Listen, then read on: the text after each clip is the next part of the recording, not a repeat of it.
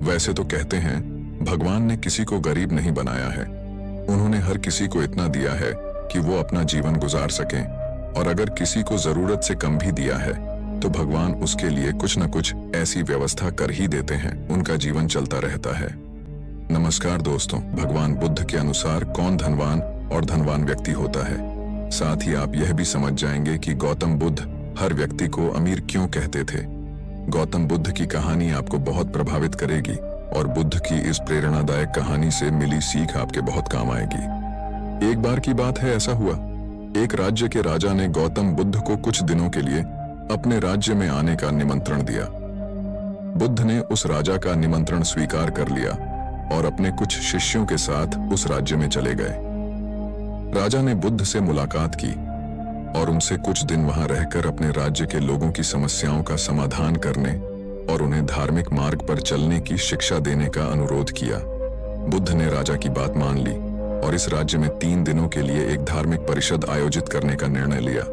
गौतम बुद्ध के आगमन की खबर पूरे राज्य में फैल गई और धार्मिक सभा के पहले ही दिन बहुत से लोग आए।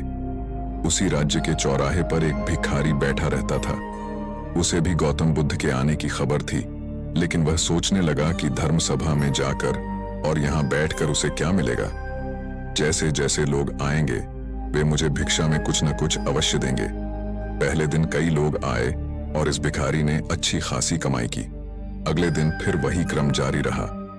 भिखारी ने भीख मांगने के साथ साथ यह भी देखा कि धार्मिक सभा में जाते समय लोग उदास और दुखी हो रहे थे और उन्होंने उसे कुछ दिया भी नहीं। जब वह बुद्ध से मिलकर वापस आता है तो बहुत खुश दिखता है और खुशी खुशी भिक्षा भी देता है। यही सोचते सोचते दूसरा दिन भी बीत गया। तीसरे दिन जब बहुत कम लोग आए तो भिखारी परेशान हो गया। उसने कमाई नहीं की। उसने सोचा कि बुद्ध तो सबकी समस्याओं का समाधान दे रहे हैं, तो क्यों ना मैं भी उनके पास जाऊं और अपनी गरीबी दूर करने का उपाय पूछूं। ऐसा सोचकर वह भी धर्म सभा में गया, लेकिन वहां लंबी कतार थी। बड़ी मुश्किल से उनकी बारी आई। बुद्ध के पास पहुंचकर उसने प्रणाम किया और कहा, प्रभु, इस गांव में सभी लोग सुखी हैं और सभी लोग धनवान तथा सुख सुविधा संपन्न हैं, फिर मैं गरीब क्यों हूं? तुम गरीब हो क्योंकि तुम हमेशा दूसरों से मांगते रहते हो, लेकिन कभी किसी को कुछ नहीं देते हो। भगवान बुद्ध ने उस भिखारी को देखा। आपको लगता है कि लोग तुम्हें भीख में बहुत सारा धन देंगे, लेकिन आप किसी को बदले में कुछ भी नहीं देना चाहेंगे। ये सुनकर भिखारी बड़े आश्चर्य से बोला, हे प्रभु, क्या मैं लोगों को कुछ दूंगा? मैं भीख मांगकर ही गुजारा करता हूं। मेरे पास देने को आखिर है क्या? बुद्ध कुछ देर के लिए चुप हो गए और कुछ देर रुककर बोले, तुम बहुत मूर्ख हो। भगवान ने तुम्हें और हम सभी को किसी को देने या दूसरों के साथ बांटने के लिए बहुत कुछ दिया है।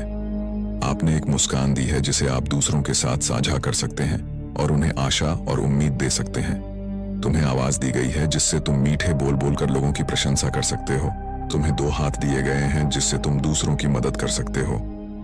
तुम्हें एक स्वस्थ शरीर दिया है जिससे तुम भीख मांगने के बजाय कड़ी मेहनत कर सकते हो। जिस व्यक्ति को भगवान ने बिना किसी कमी के ये चीजें दी हैं, वह कभी गरीब नहीं हो सकता। आप सिर्फ अपनी सोच के कारण गरीब हैं। जैसे ही आप इस सोच से बाहर निकलेंगे, आप खुद को दूसरों की तरह अमीर समझने लगेंगे और आपकी जिंदगी भी बेहतर हो जाएगी। दूसरों की खुशी देखकर अपनी तुलना दूसरों से न करें। भगवान ने सभी को अमीर बनाया है, बस जरूरत है तो अपनी सोच सुधारने की। भगवान बुद्ध की बातें सुनकर मनुष्य को अपने जीवन का मूल्य समझ में आया और वह उनके द्वारा दी गई शिक्षाओं के अनुसार अपना जीवन जीने लगा।